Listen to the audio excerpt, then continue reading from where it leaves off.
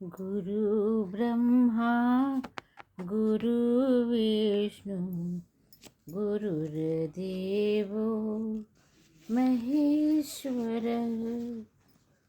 गुरु साक्षात् परब्रह्म तस्मै श्री गुरुवे नमः। तस्मै श्री गुरुवे नमः। सरस्वती ने स्वर दिया, गुरु ने दीन्हा ज्ञान, मात पिता ने जन्म दिया,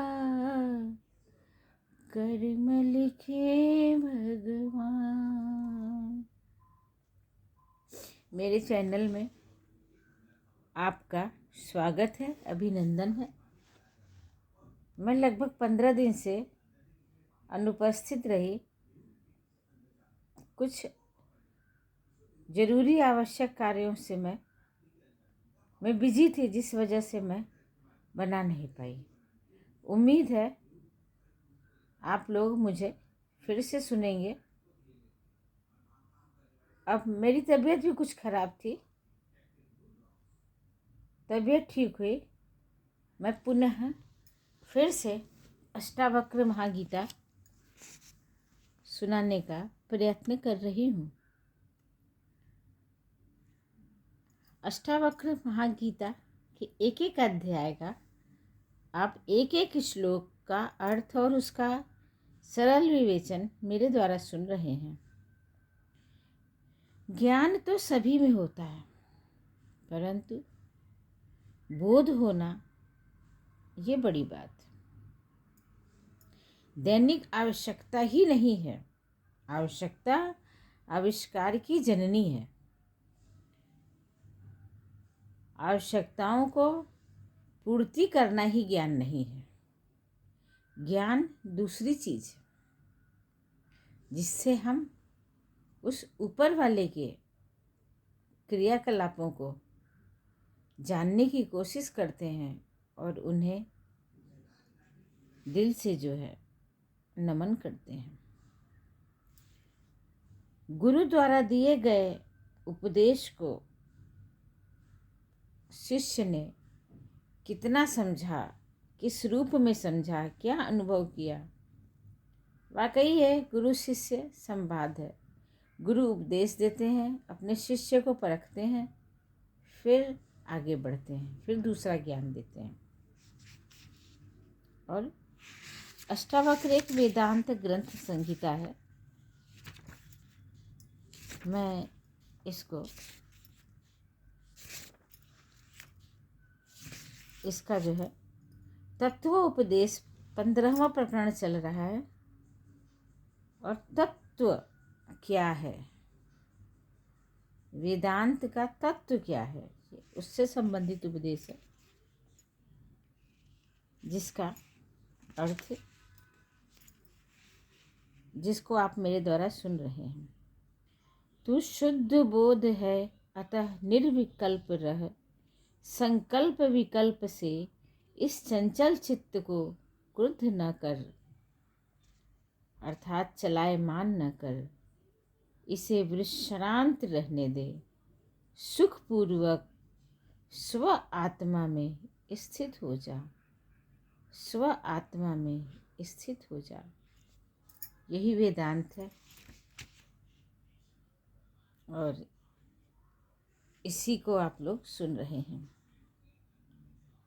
एकस्मिन् व्यये शान्ते चिदाकाशे अमले त्वयि, कुतो जन्म कुतो कर्म कुतो अहंकार एव च।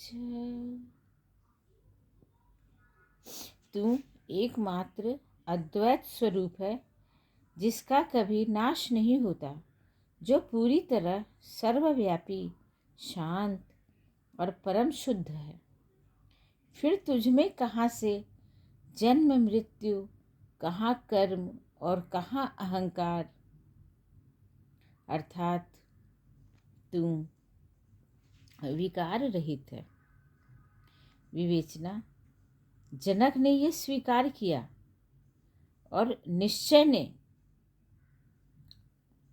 स्वीकार करके उसको उत्तर दिया और निश्चय ने सद्गुरु को आश्वस्त कर दिया, निश्चिंत कर दिया कि उन्होंने जिस प्रयोजन से और जिस विश्वास से जनक को शिष्य रूप में स्वीकार किया है वह सिद्ध हो गया।